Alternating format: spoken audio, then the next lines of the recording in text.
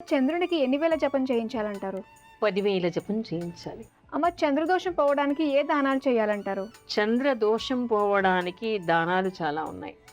వాటిలో ముఖ్యంగా ఏమిటంటే జలకారకుడు, తర్వాత మనకి ఔషధీపతి అని కూడా చంద్రుడిని చెప్పుకుంటూ ఉంటాం. అందుకని ఎండాకాలంలో చంద్రుడు జాతకంలో బాగా లేనటువంటి వాళ్ళు, మానసిక ఇబ్బందులు ఉన్నటువంటి వాళ్ళందరూ కూడా చలివేంద్రం పెట్టిస్తూ ఉండండి. జలదానం చేయటం చాలా మంచిది.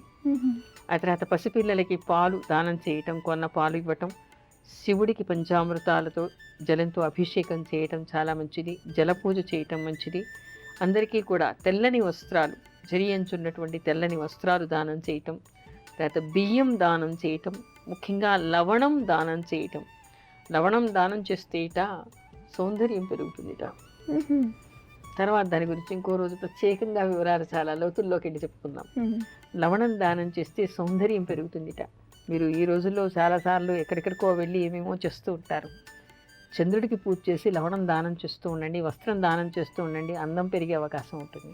ముత్యాలు దానం చేయటం, బియ్యం దానం చేయటం, జలం దానం చేయటం, ఆ తర్వాత పంచామృతాలు, పాలు, తెల్లని వస్త్రాలు, ఇవన్నీ కూడా చంద్రుడికి సంబంధించినటువంటివి. ఇవేవి చేసినా కూడా విశేషమైనటువంటిది.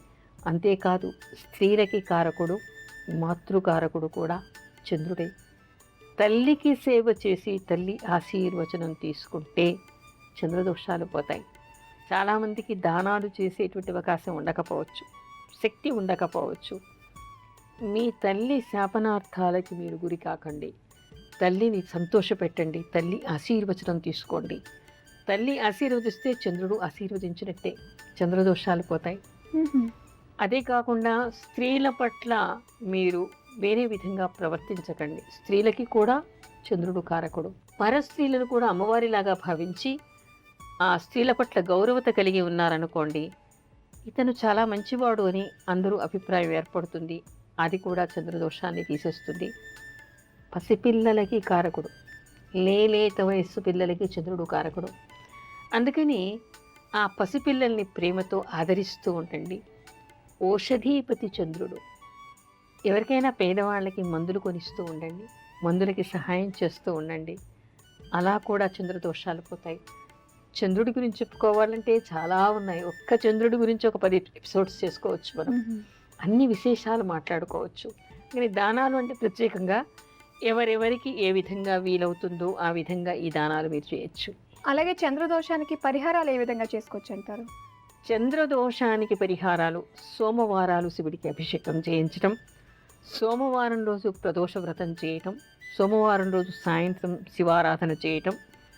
అదే కాకుండా పౌర్ణిమ రోజు ఏమిటంటే, పౌర్ణిమ రోజు లలితా సహస్రనామం రాత్రిపూట చంద్రోదయం అయిన తర్వాత చదవటం వల్ల చంద్రదోషాలు పోతాయి.